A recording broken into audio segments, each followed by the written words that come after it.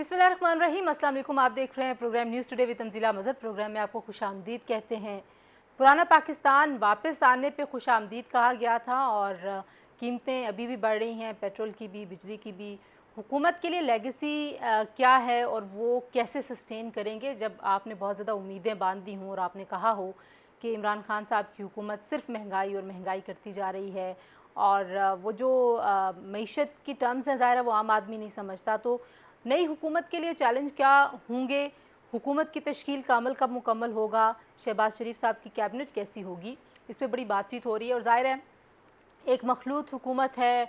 PTI वाले तो खैर ये अफवाहें उड़ा रहे हैं कि जो इत्तेहादी हैं वो कैबिनेट का हिस्सा नहीं बनना चाहते, लेकिन अपने मेहमानों से पूछेंगे कि इसमें कितनी सदाकत है और उनका क्या ख्याल है। लेकिन इस वक्त पाकिस्तान जिस मुश्किल से दो चार है, मैं चाहती हूँ कि आज हम ज़्यादा उस पर बात करें। हम फेक न्यूज़ के ऊपर बहुत बार बात कर चुके हैं, तस्दीक के बगैर चीज़ें आगे बढ़ाना, लेकिन हमने कभी शायद ये रियलाइज़ नहीं किया था कि ये कितना ख़तरनाक खेल है। आपकी कौमी सलामती के हवाले से, आपकी सालमियत के हवाले से, आपके समाज के हवाले से ये ख़तरनाक खेल अगर खेला जाए तो नुकसान कितना हो सकता है। क्योंकि माजी में हमने देखा कुछ जमातें रिलीजन का कार्ड इस्तेमाल करती थी, या कुछ जमातें, हमेशा नहीं बट जब उनको ज़रूरत पड़ती थी तो मज़हब का कार्ड इस्तेमाल होता था। कभी गद्दारी के सर्टिफिकेट बांटे जाते थे, कभी हुबल वतनी पे इनाम दिए जाते थे। लेकिन इन चंद सालों में हर जमात ये सारे ही काम करना शुरू हो गई। हर जमात में मैं पाकिस्तान पीपल्स पार्टी को निकाल देती हूँ, लेकिन पाकिस्तान तहरीक इंसाफ की अगर बात की जाए, इमरान खान साहब इस वक्त जो सियासत कर रहे हैं उसमें आपको ये सारे कार्ड्स एक साथ इस्तेमाल होते हुए नज़र आते हैं। ये एक ऐसा सिनेरियो है जिस पे गौर करने की ज़रूरत है। ज़्यादा उनकी मुहिम सोशल मीडिया पे चल रही है, तमाम रियासती इदारों पर बात हो रही है, गालम गलोच हो रहा है, इल्ज़ामात हो रहे हैं। माजी में हमने देखा कि रियासती इदारों की पुश्तपनाही हासिल थी इन सोशल मीडिया एक्टिविस्ट को, जो अब पीटीआई गई है, कोर्ट्स ने ऑर्डर भी किया है कि उनको हरासा ना किया जाए। लेकिन ये जो बयानिए की जंग है, अब ये सोशल मीडिया पे लड़ी जा रही है, लेकिन इसका असल मैदान गली कूचे, मोहल्ले, घरों के अंदर तकसीम, दोस्तों में तकसीम। मेरी बहुत सारी फ्रेंड्स कह रही हैं हमने अपने फ्रेंड्स को ब्लॉक कर दिया है। जो इमरान खान साहब के चाहने वाले हैं वो बात नहीं सुनना पसंद करते, वो इतने गुस्से में, जज्बाती में, जितने भी व्हाट्सएप ग्रुप्स में हूँ वहाँ पे आप ज़रा सी बात करते तो गुस्सा गुस्सा गुस्सा। तो ये गुस्से वाली सियासत किधर जाएगी? और फिर जो आखिरी नुक्ता है, मुदाखलत की बात हुई है, साजिश की बात नहीं हुई, तो इमरान खान साहब इस बयानिए से वापस मुड़ेंगे, वापस नहीं मुड़ेंगे? और क्या वो दबाव डाल सकते हैं निज़ाम के ऊपर के जल्द अज जल्द इंतखाबात कराए जाएँ? तो ये नक्शा जी, इस पर बात करने के लिए मेरे साथ बहुत ही एमिनेंट पैनल मौजूद है। पाकिस्तान की बड़ी रिनाउंड जर्नलिस्ट अंबर शमसी साहब हमारे साथ मौजूद हैं। अंबर, बहुत शुक्रिया आपने हमें ज्वाइन किया। हमारे साथ मौजूद हैं उसामा खिलजी साहब, ह्यूमन राइट्स पे, सोशल मीडिया और समाजी इशूज़ पे बहुत ज़्यादा काम करते हैं। उसामा, बहुत शुक्रिया। पाकिस्तान के बहुत सीनियर और मारूफ सहाफ़ी रज़ा रूमी साहब हमारे साथ मौजूद हैं, उस मुल्क से जहाँ पे इस वक्त ज़ाहिर है बहुत गौर से वो पाकिस्तान की सियासत देख रहे हैं। तो तीनों मेहमानों का शुक्रिया। अंबर, सबसे पहले आपकी तरफ आऊँगी। हुकूमत के लिए चैलेंजेस के ऊपर तो बाद में बात करते हैं। जो सिनेरियो इस वक्त बना हुआ है, इतनी नफ़रत वाली सियासत है, ये मुखालफत से ज़रा ज़्यादा लगती है मुझे। आपको भी लगता है कि सियासी मुखालफत से ज़रा बढ़ गया है काम?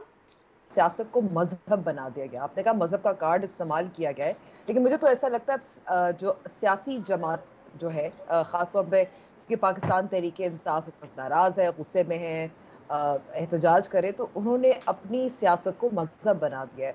और मसला ये है कि जो बहुत सारे ऐसे लोग, मैं कहूँगी, जिनको मुतहर्रिक किया था इमरान खान साहब ने, जो अर्बन है, जो शायद ए पोलिटिकल भी थे, वो अब वो सियासी जो अमल है या जमहूरियत है उस पर यकीन नहीं रखते। वो सिर्फ इमरान खान पे यकीन रखते हैं, एक शख्स पर यकीन रखते हैं, उनको देवता मानते हैं। और उसका मसला ये है कि उनको सच झूठ में फ़र्क नहीं पता चलेगा, या चले आप सच और झूठ भी छोड़ दें, लेकिन एक तवाज़ुन उनमें नहीं नज़र आता। मैं अभी देख रही थी, मेरे पास कई मैसेजेस आए, अभी डीएम आया था, एक डायरेक्ट मैसेज ट्विटर पे आया था, और मैंने ज़रा फिर उनसे चेक भी किया, बात भी की। खातून है, वो बता रही हैं कि उनका बच्चा स्कूल में पढ़ता है, तमाम जो टीचर्स हैं और बच्चे हैं वो इमरान खान साहब के हक़ में हैं, और उनको बार-बार उनके बच्चे को बुली किया जा रहा है, हरास किया जा रहा है, ये कहकर कि वो गद्दार है क्योंकि वो इमरान खान साहब के साथ नहीं है। और यही हो गया है, क्योंकि बात ये की जाती है तमाम सियासी जमातें करती हैं, तमाम सियासी जमातें करती हैं, लेकिन अ, इस हद तक, इस सतह पर ये नफ़रत जिस तरफ जा रही है, मैंने तो इस तरह से नहीं देखा। आप इख्तिलाफ़ करते हैं, आप कभी-कभी अगर पार्लियामेंट में इकट्ठा काम करना पड़े तो कर भी लेते हैं। जब इंतखाबात होते हैं, आप कंपेटिटर्स भी होते हैं, ये सब चलता है और थोड़ा बहुत मज़ाक, हँसी-मज़ाक, जुगत, प्रोपेगेंडा भी चल जाता है। लेकिन अब जो प्रोपेगेंडा जिस सतह पर चल रहा है, मेरे ख़्याल में ना कोई और सियासी जमात उसका मुकाबला कर सकती है, ना सहाफ़ी कर सकते हैं और ये बिल-आख़िर ये जमहूरियत के लिए ही नुकसानदेह है, जो अच्छा, आपने डिसइन्फॉर्मेशन कहा और कि मुकाबला मिसइन्फॉर्मेशन होती है। जी। मुकाबला कोई जमात नहीं कर सकती। अब ये भी एक बड़ी अलार्मिंग सिचुएशन है उसामा के। हमने देखा पाकिस्तान मुस्लिम लीग नवाज़ ने कहा जी कि हम इंतकाम की कोई कार्रवाई नहीं करेंगे, हम वो वाली सारी चीज़ें नहीं दोहराएंगे जिनके बारे में हम पाकिस्तान तहरीक इंसाफ में अक्सर लोगों को गिला करते हुए, सहाफ़ियों को, मतलब नेम इट, कौन ऐसा इदारा था जो उस वक्त गिले शिकवे नहीं करता था, जिस तरीके से सेंसरशिप था, जिस तरीके से दबाव था। लेकिन कहाँ तक कोई रिस्ट्रेंट शो कर सकता है? उस दिन यहाँ एक होटल में जब लड़ाई हुई तो फिर पाकिस्तान मुस्लिम लीग नवाज़ के जो स्पोक्स पर्सन है उन्होंने कहा कि इनफ इज़ इनफ, अब हम लड़ेंगे। तो ये आपको लगता है कि अंबर कह रही हैं कि बात जो है वो किसी के इख्तियार में रही नहीं, लेकिन ये घरों तक लड़ाई आ गई है, ये बाकायदा एक फ़िज़िकल लड़ाई बन गई है? जी बिल्कुल, ये काफ़ी ख़तरनाक बात है। मेरे ख़्याल से जो सियासी लीडर्स हैं, वो अगर इस पे स्टैंड नहीं लेंगे, वो अपने सपोर्टर्स के लिए एक अच्छी मिसाल नहीं बनाएँगे और उनको ये तजवीज़ नहीं देंगे कि आप बराए करम बदतमीज़ी ना करें, आप इस किस्म की गालम-गलौच ना करें, लड़ाइयाँ ना करें। तो मेरे ख़्याल से फिर तो बात हाथ से निकल ही जाएगी।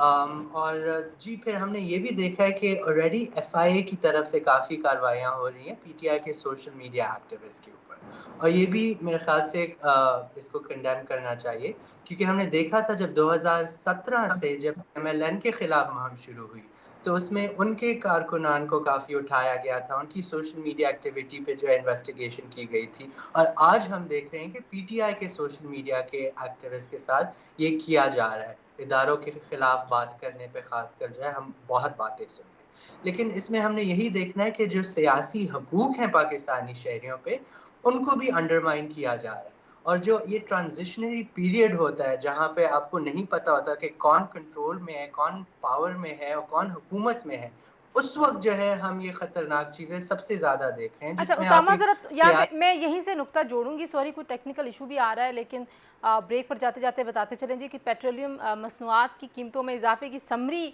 रिजेक्ट हो गई है, और अब ये मुस्तरद होना कितनी देर के लिए है, इस पर भी कुछ बात करेंगे। ब्रेक के बाद हमारे साथ रहिए जी।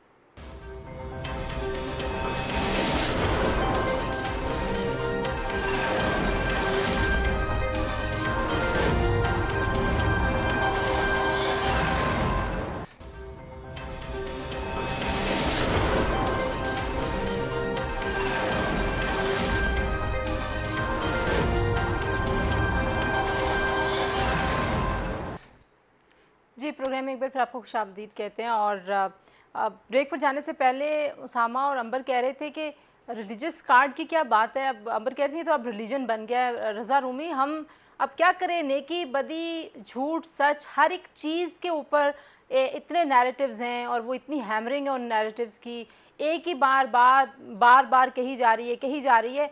तो क्या फ़ैसला करें? अब कल हमने देखा DGISPR ने एक बहुत ही अहम प्रेस ब्रीफिंग की। आज शिरीन मज़ारी साहिबा उसको रिजेक्ट कर रही हैं और कह रही हैं कि नहीं, हम तो मुस्तरद करते हैं, बिल्कुल ये इसमें ऐसी कोई बात नहीं थी। तो क्या करें? लोग कंफ्यूज्ड हैं, मीडिया में इतनी ज़्यादा तकसीम है, जैसे मैं पहले कह रही थी घरों में तकसीम है। अब उनके लोग रो रहे हैं कि हमारे ऊपर क्रैकडाउन्स हो रहे हैं। कल तक उनके लिए सब लोग रो रहे थे कि आप लोग हम पे हमला कर रहे हैं, जमाइमा गिले कर रही हैं। मतलब क्या चल रहा है पाकिस्तान में, और पाकिस्तान से बाहर उसके क्या असरात हैं, और बिलखुसूस आप जिस मुल्क में बैठे हुए हैं वहाँ पे क्या कैसे देख रहे हैं वो इन हालात को? देख भी रहे हैं कि नहीं देख रहे? देखिए, वो तो मैं तो जहाँ बैठा हूँ उन्होंने तो खूब साजिश की ना, आपको पता है तंजीला। उनकी साजिश तो कामयाब हो गई, फिर हमारे प्यारे खान साहब को उन्होंने निकलवा दिया ओह तहरीक होए! अदम एतमाद से। तो देखिए Tanzila, on a serious note, ये पोलराइजेशन जो है, ये तकसीम करना माशरों को, खानदानों को, दोस्तों को, क्लासरूम्स को, ये असल में फिस्तायत में होता है। फिस्तायत में ये होता है कि आप इतनी ज़्यादा नफरत और ये डिविजन्स बढ़ा दें और उसके बाद एक ही बयानिए को आप ठूंसें और उसको कहें वही सच है। खान साहब की ये रवायत रही है कि वो उन्होंने हमेशा इस तरह के बड़े-बड़े झूठ बोले हैं। मसलन आपको 35 पंक्चर्स की कहानी याद है। अभी तक, और वो बाद में खुद डिनाई भी कर दी, लेकिन आम जो पीटीआई का सपोर्टर है वो आज भी समझता है कि 35 पंक्चर लगाए गए थे 2013 के इलेक्शन में, क्योंकि इतना प्रोपेगेंडा फैलाया गया। फिर शहबाज शरीफ को कहा गया कि 10 अरब रुपए की रिश्वत ऑफर की है उन्होंने, कि पता नहीं वो भी आज तक केस नहीं वो साबित हुआ। तो खान साहब के झूठ जो है ना, उनको बहुत लीवे मिला। उनको लीवे मिला, ज़ाहिरी बात है, पाकिस्तान की एस्टैब्लिशमेंट से, जो उनके पीछे थी। 2011 के जलसे के बाद से वो प्रोजेक्ट जो था, वो उन्होंने आगे बढ़कर तकरीबन एक दहाई उन्होंने इसकी बैकिंग की है। मीडिया में भी असर है, आपको पता है, मीडिया के अंदर लोग भी हैं। फिर जो मिडिल क्लासेस हैं पाकिस्तान की, जो कि अंदर है, एस्टैब्लिशमेंट में भी हैं, मीडिया में भी हैं, ब्यूरोक्रेसी में भी हैं, ये वही लोग हैं ना कि जो पब्लिक ओपिनियन बनाते हैं। वो उन्होंने खान साहब को एक आदत डाल दी थी कि उनके हर झूठ को बड़ा पुचकार कर, प्यार मोहब्बत से, वो बैठे टीवी प्रोग्राम्स में बड़े बड़े बुलंदो बांग दावे करते थे, तो कोई चैलेंज नहीं करता था। अब वो चैलेंज हो रहे हैं, अब एक लेकिन एक लेकिन करके रजा, आपने इसमें देखा कि इसमें एक नुक्ता मुझे ये भी बताइए कि वो बीज बोए गए, अब वो एक फसल तैयार है, आप कह दें जी कि हम ये दोबारा बीज नहीं बोएंगे, हम खाद हमने हटा ली है, हम अब इसको पानी भी नहीं देंगे, लेकिन वो जो फसल पक के खड़ी है उसका क्या करना है? अब हम कहते हैं जी, चलें, हम मान लेते हैं डीजी ISPR ने कहा कि कोई ऐसी मुदाखलत नहीं है, रास्ता बंद है, मार्शल लॉ नहीं है, कोई सपोर्ट इस्टेब्लिशमेंट की नहीं है, लेकिन उनकी सपोर्ट बेस तो बन चुकी है और वो सपोर्ट बेस, उनका हर नैरेटिव उस पर यकीन कर रही है, उसका क्या इलाज है? जी, उसका इलाज देखिए, सबसे अहम इलाज तो यही है ना कि मीडिया के अंदर जो इस वक्त मीडिया को इस चीज़ को ना सिर्फ बेनकाब करना चाहिए, चैलेंज करना चाहिए। लोग वहीं से इन्फॉर्म होते हैं। अब सोशल मीडिया एक और जरिया बन गया है जहाँ पे बहुत ज़्यादा ये डिसइंफॉर्मेशन की फैक्ट्रीज जो हैं ये चल रही हैं। देखिए ना, और तो और इन्होंने साबिक आर्मी चीफ असलम बेग को, जनरल वो हारून जो हैं, असलम। जनरल इजाज अवान, वो बैठे हुए हैं, वो बेचारे अपनी वो सफाइयां पेश कर रहे हैं कि हमने ऐसा ऑडियो क्लिप जारी नहीं किया। ये दिन भी आना था कि एक फॉर्मर आर्मी चीफ को उसके नाम की ऑडियो क्लिप चला के मुझ तक भी वो पहुंची थी, मैंने सुनी थी और मुझे यकीन नहीं आ रहा था। कुछ अरसे के लिए आई ऑल्सो गॉट ड्यूप्ड। मैंने कहा अच्छा, वाकई असलम बेग भी जो है इमरान की हिमायत में आ गए हैं। लेकिन बाद में पता लगा उन्होंने सबने बयानात दिए। तो ये जो डिसइंफॉर्मेशन है, ये इसका तो एक तो जाहिर बात है कि मीडिया का इसमें बहुत रोल है, और फिर सोशल मीडिया के ऊपर जो सोशल मीडिया यूजर्स हैं वो भी इसके ऊपर जो है उसकी ठीक है, क्लैरिफिकेशन, आप फैक्ट कह रहे हैं कि चेक जो डिसइंफॉर्मेशन से फाइट बैक करना पड़ेगा। Ambar, can we do it? जी बिकॉज हम इस पे बहुत ज़्यादा बात करते रहे हैं, लेकिन अब आप देखिए कि कल उन्होंने कहा डेडलॉक था और PM हाउस से हमसे रब्ता हुआ और कहा गया कि आप इसमें से कोई बीच बचाव कीजिए। आज हमने 3 बातें और सुनी हैं। एक तो शिरीन मज़ारी ने कहा जी कि नहीं, ऐसा कोई नहीं हुआ, ना हमने मदद मांगी, ना खान ने कभी कहा, ना उन्होंने कोई NRO मांगा। आज आप सुन रही हैं कि उन्होंने कहा जी कि एहसास प्रोग्राम भी ख़त्म हो रहा है, बेनज़ीर जो लंगर खाने हैं वो भी ख़त्म हो रहे हैं, फिर तोशा खाने के ऊपर एक बहस है। तो कैसे रोका जाए जब इतनी ज़्यादा न्यूज़ है, इतनी ज़्यादा हैपनिंग है, हर कोई प्रेस कॉन्फ्रेंस कर रहा है, हर किसी के ट्विटर के ऊपर बयानात आ रहे हैं, तो क्या करे बंदा? कैसे डिसइंफॉर्मेशन को आप फाइट बैक कर सकते हैं?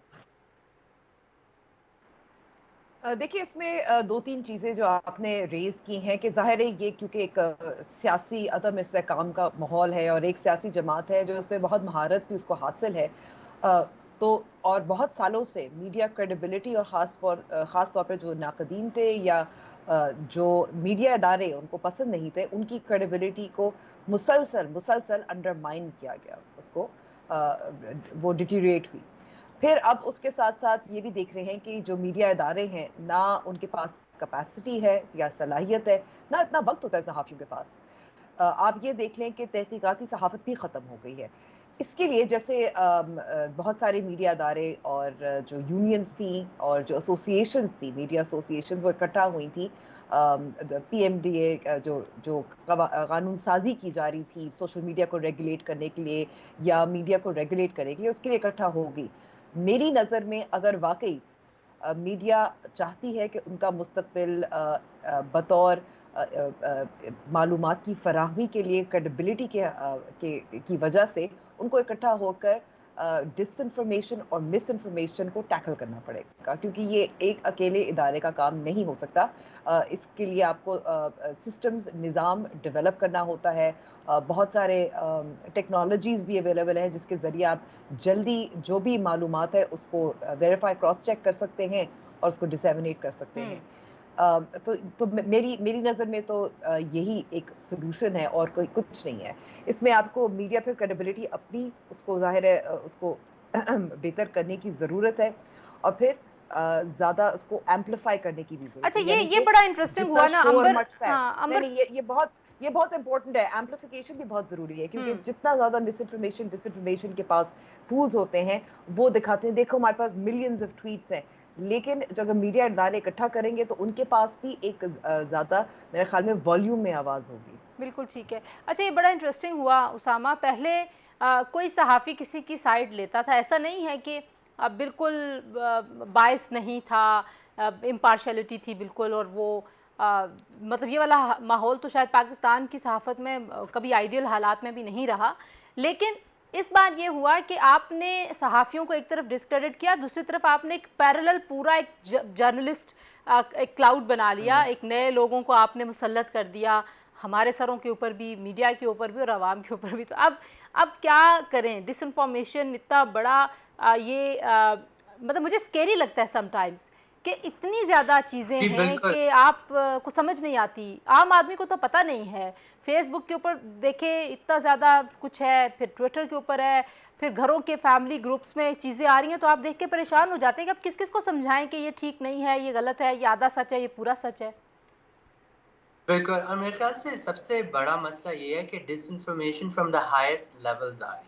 तो सियासी जमातों की तरफ से, उनके लीडरान की तरफ से, इदारों की तरफ से, हर तरफ से डिसइंफॉर्मेशन। मेरे ख्याल से स्टेट जो है वो तो डिसइंफॉर्मेशन में सबसे ज़्यादा मुलव्वस होता है, लेकिन अभी आप देख रहे हैं कि सोशल मीडिया पे वो ट्रिकल डाउन कर रही है। तो हर कोई जो है कोई छोटा सा इल्ज़ाम लगा रहा है, एक सियासी उसको रंग दे रहा है और फिर वो वायरल हो रहा है, जिस तरह हमने देखा सेहत कार्ड के बारे में, एहसास प्रोग्राम के बारे में। तो इसमें सबसे पहली जो अहम बात है वो हर किसी को ये मानना है कि सोशल मीडिया पे इंफॉर्मेशन को आप ना रिलायबल या बिलीवेबल कंसिडर करें, क्योंकि हर वक्त हर किस्म का कंटेंट वहाँ आ रहा है। तो जो वेरिफिकेशन और फैक्ट चेकिंग है वो हर किसी की रिस्पॉन्सिबिलिटी बनती जा रही है। और जो मीडिया के इदारे हैं उनके लिए, जिस तरह अंबर साहब ने कहा कि एक फैक्ट चेकिंग मैकेनिज्म जो है हर मीडिया इदारे के लिए बहुत ज़्यादा इम्पोर्टेंट है अपनी क्रेडिबिलिटी के लिए। हम अक्सर ये देखते हैं कि सोशल मीडिया से खबरें उठा के मीडिया पे भी चलाई जाती हैं, तो मेरे ख्याल से उसमें भी थोड़ी एहतियात करनी चाहिए। लेकिन सबसे ज़्यादा इम्पोर्टेंट जो बात है वो मीडिया लिटरेसी और डिजिटल मीडिया लिटरेसी है, कि आप लोगों को समझाएं कि किस तरह आपने देखना है कि कौन सी खबर सच्ची है, कौन सी झूठी है, कौन सी वॉइस नोट किसकी है, कौन सी पोस्ट किसकी है। अभी तो हम ये देख रहे हैं कि फेसबुक की पोस्ट और ट्विटर की ट्वीट्स भी जो है वो एडिट करके स्प्रेड होती जा रही है कि उन्होंने ये कहा, उन्होंने ये कहा। तो अगर आपके पास सियासी सपोर्ट इतना है, इतने जलसों में लोग आ रहे हैं, तो आपको क्यों जरूरत पड़ रही है कि आप झूठी खबरें बनाएं और उनको वायरल करें? क्या आपके पास सपोर्ट ना काफी है? ये तो आप पे ही बुरा लगता है। अच्छा, ये बड़ा यकीनन ये उसामा, आप अली मोहम्मद खान की गूगल अर्थ वाली सैटेलाइट इमेजरी जो है उसके जिक्र कर रहे हैं। मैं यही कहने लगी थी कि आम आदमी को कैसे आप मीडिया लिटरेसी देंगे जब जो पार्लियामान में बैठे हुए लोग हैं और जो डायरेक्टली एक ना सिर्फ ये एक इन्फॉर्मेशन को इन्फ्लुएंस कर रहे बल्कि उनकी तरफ से इन्फॉर्मेशन आ रही है। लेकिन एक और इंटरेस्टिंग डिबेट जो यहाँ पे चल रही है, ज़ाहिर है वो अब अल्फाज की जंग है। जैसे मैं कह रही हूँ ना, बयानिए की जंग है, फिर अल्फाज की जंग है। रज़ा, मुदाखलत और साजिश, आप भी कुछ रोशनी डालें, फिर मैं बाकी दोनों से भी पूछूं कि अब इस पे हम कितनी सारी बहस करेंगे।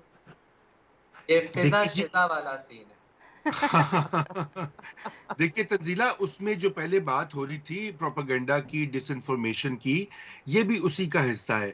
अब आप देखें ना कि बात यह है कि जब आपके मुल्क की कौमी सलामती के इदारे जो हैं, तीनों आर्म्ड फोर्सेस, और आईएसआई। अब आईएसआई को यही लोग जो हैं सोशल मीडिया पे कहते थकते नहीं है कि पाकिस्तान ये दुनिया की नंबर 1 इंटेलिजेंस एजेंसी है और हमारी फौज नंबर 1 एजेंसी फौज है, दुनिया की सबसे मजबूत है। तो बात ये कह रहे हैं कि भाई नहीं है कोई साजिश, तो उसको यकीन नहीं कर रहे, क्योंकि इमरान खान के सबका बयानिया जो है, ये इमरान खान की जो कही हुई बात है, घड़ा हुआ जो झूठ है, अगर मैं उसको साफ साफ कहूं, वो उससे ऊपर है। अब देखे ना इस सूरत हाल में इंसान क्या करे। और मैं तो ये समझता हूं कि ये खुद अब इस्टेब्लिशमेंट को भी अंदाजा हो गया है, ये जो पिछले चंद सालों में इस्टेब्लिशमेंट ऐसे नहीं पीछे हटती, न्यूट्रल होती। मतलब उन्होंने भी देखा कि यहाँ पे हो क्या, खिलवाड़ क्या हो रहा है। मईशत का तो जो हाल हुआ सो हुआ, लेकिन ये पिछले चंद हफ्तों के अंदर जो कुछ मंसूब किया गया इस सारी बात से, नेशनल सिक्योरिटी कमेटी की मीटिंग को बुलवा के वहां पे मुबैना तौर पे कहा गया कि जी देखें साजिश है, तो उन्होंने कहा ये साजिश नहीं लग रही। और ये चूंकि नहीं है साजिश, इसलिए वो एलामिया जो था उनका निकला, उसमें कोई साजिश वगैरह का जिक्र नहीं। अब बदाखलत उन्होंने कर दिया होगा, सिटिंग प्राइम मिनिस्टर हैं और वो उनकी काबीना इंसिस्टेंट थी, ठीक क्योंकि है, वो मैं ज़रा उन्होंने ये जल्दी से बयानिया घटना था। अंबर और उसामा एक जुमला आप भी मुदाखलत और साजिश पे कह दें, फिर हम ब्रेक की तरफ जाए। अंबर पहले आप। मतलब अगर लोगों को इसका मानी बताना पड़ रहे हैं तो मेरे ख्याल में कि रहने ही दें। ओके उसामा। मेरे ख्याल से कंफ्यूजन फैलाने के लिए जो है इसको ज्यादा उछाला जा रहा है कि अभी आप लुगत और डिक्शनरी निकालें, देखें किसका क्या मतलब है और इससे क्या होता है। लेकिन at the end of the day हमें यही नजर आ रहा है कि अगर इतनी बड़ी कोई कंस्पिरेसी होती तो पूरा मुल्क जो है आपके खिलाफ इस तरह नहीं जाता। और तो ये कॉन्स्पिरेसी करने सियासी वाले आपको बुला के कहते कि हम आपके खिलाफ साजिश करने लगे हैं, तो आपको हम इन्फॉर्म करना हाँ, चाहते हैं। अंदाजा। सियासी बेनिफिट के इस नैरेटिव को पुश किया जा रहा है, वो बहुत ऑब्वियस है। अच्छा, क्योंकि ये चीज़ें इतनी इंटरेस्टिंग हैं कि हम जब गुफ्तगू कर रहे हैं तो इस जुमलेबाजी से ये मत समझें कि इसकी जो सीरियसनेस है, मैं कुछ ख़तरात की तरफ भी इशारा करना चाहती हूँ कि हमने इतना ट्विस्ट करना शुरू कर दिया फैक्ट्स को, इस्तिलाहात को, अपनी मर्ज़ी की बातों को, कि हमने एक बहुत बड़ा एक बल्ज है जो आम लोगों का, स्पेशली नौजवानों का, हम उनको मिसलीड करने की तरफ लेके जा रहे हैं। वो मिसलेड हो जाएंगे तो हमारा नुकसान होगा इज्तमाई। ब्रेक के बाद कुछ इस पर बात करते हैं, और शहबाज शरीफ साहब की काबीना कब बनेगी, कौन होगा, कुछ इस पर भी बात करते हैं। लेकिन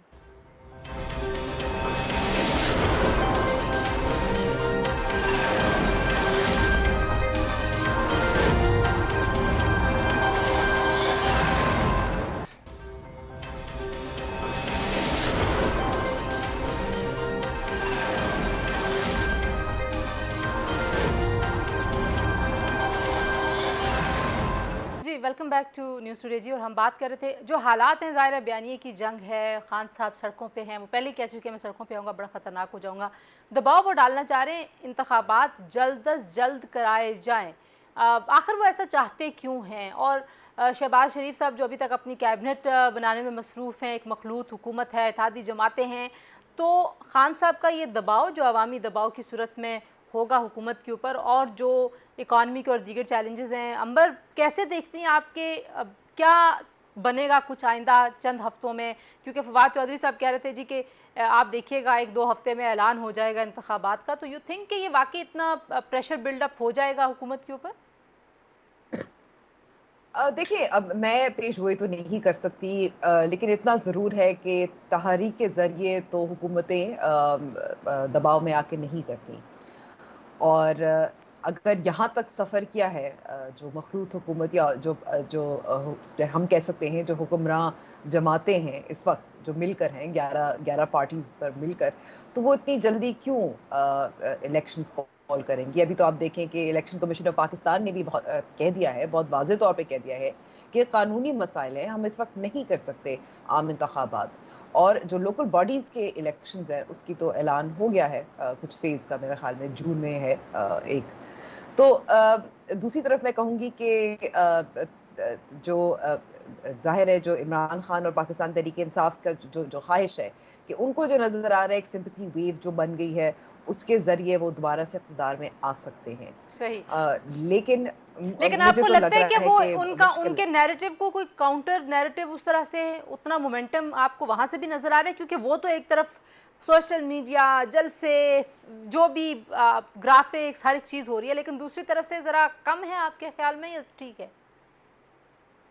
नहीं, आपने बिल्कुल दुरुस्त कहा कि जो एक हम ज़्यादा नज़र आ रहा है, जो कोशिश कर रहे हैं, काम कर रहे हैं, वो पाकिस्तान तहरीक इंसाफ मीडिया के ज़रिए, सोशल मीडिया के ज़रिए अपना जो मौक़िफ़ है, वो सामने लाने की कोशिश कर रहे हैं। लेकिन उनके पास एक तो टाइम भी ज़्यादा हुकूमत में नहीं है, दूसरा जब हुकूमत में भी थे तो मीडिया पे बड़ी तवज्जो दी जाती थी और शायद अगर गवर्नेंस पे ज़्यादा तवज्जो दी जाती तो इस वक़्त जो हालात हैं जहाँ हमारा जो कर्जा है वो कितना ज़्यादा हो गया है, महंगाई ज़्यादा हो गई है, उस पे काबू नहीं पा सके और फिर साथ-साथ IMF का मुआहदा भी बड़ी गैर ज़िम्मेदारी के साथ उसका भी खिलाफ वर्जी कर दी। तो मैं ठीक है, कहूँगी कि आपको ठीक है, लग रहा वो है कि कर रहे हैं जो मोमेंटम उनको जो है करना वो है। ज़्यादा पीटीआई की तरफ से। उसामा, आपको क्या लगता है आइंदा कुछ हफ्ते किसके लिए ज़्यादा मुश्किल होंगे? इमरान खान साहब के लिए, क्योंकि अब बहुत सारी चीज़ें खुलना शुरू हो गई, तोशा खाना की आज बात हो रही है, उनकी करप्शन के ऊपर लोग बातें करना शुरू हो गए हैं, तो ज़ाहिर है जो हुकूमत में अब बैठे हैं वो कुछ हक़ाइक़ भी सामने लाएंगे या इल्ज़ामात ही खेलेंगे दोबारा से? जी बिल्कुल, मेरे ख़्याल से जो सबसे बड़ा डैमेज पीटीआई ने किया है, इमरान खान साहब ने किया है, वो एक हमारा जो जमहूरी निज़ाम है, जो पार्लिमानी निज़ाम है, उस पे किया। अगर आप तारीख़ में देखें 2002 में उन्होंने डिक्टेटर के लिए वोट किया रेफ़रेंडम में, उनके साथ खड़े हुए। फिर 2008 में जब जमहूरी इलेक्शन हो रहे थे, तो उनको बॉयकॉट कर लिया। फिर 2013 से वो जो है रिगिंग का वो कर रहे थे, हुकूमत को अंडरमाइन कर रहे थे। पार्लियामेंट में आते थे, फिर रिज़ाइन दे देते थे, फिर रिज़ाइन वापस लेके वापस आ जाते थे। फिर 2018 में जब उनको मदद मिली, वो हुकूमत में आ गए, तो अभी जब वो मदद उनसे हट गई है, तो दोबारा से पार्लियामान से उन्होंने रेज़िग्नेशन दे दिया। लेकिन जब वो पार्लियामान में थे भी, तो कितनी कानून साज़ी उन्होंने पार्लियामान में की, 68 ऑर्डिनेंसेस उन्होंने पास की। पार्लियामेंट को बायपास किया और अभी पार्लियामेंट को कंसिस्टेंटली उन्होंने अंडरमाइन किया और ये मेरे ख्याल से जो सवाल वो उठाने की कोशिश करें वो पूरे जमहूरी निज़ाम पे सवाल उठाने की कोशिश करें। वो कोर्ट्स को अंडरमाइन कर रहे हैं, जो कोर्ट की अकाउंटेबिलिटी होती है उनको अंडरमाइन कर रहे हैं। जब कोर्ट उनके फेवर में फैसला देता है तो वो बहुत खुश होते हैं, उनके फेवर में नहीं आता तो वो कहते हैं कोर्ट जो है अमेरिका के साथ मिली हुई है। तो मेरे ख्याल से ये बड़ा दिलचस्प है। सवाल मैं रज़ा के पास यही बिल्कुल पॉइंट इस लेके जाऊंगी। रज़ा, वो दूसरों को वो बातें, वो कह रहे थे एनआरओ मांग रहे हैं, एनआरओ मांग रहे हैं। अब कल डीजीआई इस प्यार की बातों से लगता है कि ये एनआरओ मांग रहे थे, फिर वो कहते हैं कि ये तो अंपायर को साथ मिला के हमेशा खेलते हैं नवाज शरीफ लोग। अब लगता है कि जहाँ उनकी मर्जी का अंपायर ना हो वो मैदान छोड़ के चले जाते हैं, लेकिन उनका नैरेटिव अगेन बिकता है। इसकी वजह क्या है और आने वाले दिन आपको कैसे लग रहे हैं? देखिए, इनका नैरेटिव बिल्कुल बिकता है। जो उनकी सपोर्ट बेस है शुरू से उनके साथ जो है, वो तो बिल्कुल उनकी बात मानती है। वो तो उनको एक इनफैलिएबल हीरो समझते हैं कि जो कोई गलती कर ही नहीं सकता। तो ये इसमें आपको हमें ना इसमें तबकाती जो एक मसला है वो उसको भी देखना पड़ेगा कि ये चूंकि पाकिस्तान की मिडिल क्लास जो है बहुत बड़ी हो गई है मुशर्रफ के ज़माने से, और उस मिडिल क्लास को जो पाकिस्तान की रवायती इस्टेब्लिशमेंट की सोच है उसने मुतासिर किया है। उस सोच में सियासतदान बड़े गंदे, चोर, डाकू, करप्ट होते हैं, पार्लियामेंट बेकार होती है। एक ईमानदार और शफाफ लीडर जो है वो आके मुल्क को खमीनी की तरह साफ कर सकता है और ठीक कर सकता है। ये सोच का मोटा मोटा जाविया, इमरान खान उसमें फिट होते हैं। अब क्योंकि ये अब जो आप आपको बैठ के आके हुकूमत में ये कुछ खत्म कर पाएंगे इस तासुर को? अब तोशा खाना की बातें हो रही हैं, आपको लगता है या जी ये? बिल्कुल नहीं, देखें, बिल्कुल होगा। अभी तो इससे पहले आप ना ये ना भूलिए, फराह नामी खातून जो हैं, जो पंजाब में जिन्होंने करप्शन का बाजार गर्म किया हुआ था और जो साबिक फर्स्ट लेडी की बड़ी करीबी साथी हैं, जो कुछ उनके हवाले से आया कि वो करोड़ों लेकर तो ट्रांसफर पोस्टिंग करी थी। उस्मान बुजदार जो है वो खिलौना था उनके हाथ में। अब ये अच्छा, तोशा सॉरी, खाना आ गया। अभी फौरन आपने का साबिक केस फर्स्ट लेडी कहा, मैं थोड़ी देर के लिए, अच्छा ठीक है, आई गॉट इट। आपने ऐसे कहा, यू गॉट मैं थोड़ी देर के लिए साबिक नहीं जी जी जी जी जी ठीक है। जी, अभी तो एक नई फर्स्ट लेडी जी आ जी चुकी है। तो बात ये कि सारे केसेस आए हैं, लोगों को पता था, मीडिया के ऊपर इतनी पाबंदी थी। अंबर तो जानती हैं मुझसे बेहतर, अंबर से ज्यादा कौन जानेगा कि उनको तो एक चैनल से जो है वो डोर दिखा दिया गया है। और वो क्या पूछ रही थी, कोई अंबर कोई इस तरह के सवालात नहीं पूछ रही थी। वो एक अपनी सहाफी होने का काम कर रही थी, बड़ा बुनियादी। जब वो फाइनेंस मिनिस्टर से, जो आप एक जर्नलिस्ट का काम ही होता, नहीं तो छोड़ दें ये धंधा और हम भी जाके झंडा लगा के तो सोशल मीडिया टीम का हिस्सा बन जाए पीटीआई की, तो वहां भी पैसे तो मिलते ही हैं वहां भी। अभी तो टैक्स बेस के पैसों से ये लोग चला रहे थे, कितने मिलियंस का बजट इन्होंने। देखिए, जो हम पाकिस्तानी टैक्स पेयर्स बेचारे जो हैं, उनके पैसों से ये अब डिस इन्फॉर्मेशन की फैक्ट्री को मजीद बड़ा किया गया है। आप लेकिन जब तक ये एक्सपोज नहीं होगा विद फैक्ट्स, तब तक तो मेरा ख्याल है कि ये हम कहते रहेंगे, इसका असर नहीं होगा ना। जी, अभी देखें ना, अब एक्सपोज कैसे होगा? हमारे इतने सीनियर जो काबिल एहतराम सहाफ़ी हैं, वो भी ये इम्पोर्टेड हुकूमत का ट्रेंड कह रहे हैं। देखो जी, कितने लोगों ने इस ट्रेंड को कर दिया। उनको ये नहीं पता 25,000 रुपए में एक ट्रेंड चल जाता है, 15,000 रुपए में, 30,000 क्योंकि वक्त मेरे पास कम है, मैं आखिर में आपसे और अंबर से और उसामा से एक चीज़ और अंबर, पहले आप जल्दी से बता दें, वजीर आला पंजाब आपको लगता है परवेज़ इलाही साहब भी बन जाएंगे या उनके चांसेस कम लग रहे हैं आपको? मैं प्रेडिक्शंस नहीं ले रही हूँ, लेकिन मैं एनालिसिस ले रही हूँ। देखिए, जो उन्होंने ताख़ीर करने की कोशिश की है, यही नज़र आ रहा है। और ज़ाहिर है, जब विफाक में इतनी रिजाउंडिंगली इमरान खान साहब को निकाला जा रहा है, मुश्किल लग रहा है कि वो वज़ीर आला पंजाब बनेंगे। उसामा? जी, मुझे भी नहीं लगता कि वो बन सकते हैं, ना तो उनको बनना चाहिए। ओके, मैं इस पे बाद में एक और प्रोग्राम करूंगी। रजा रूमी साहब, क्या बनेगा पंजाब का?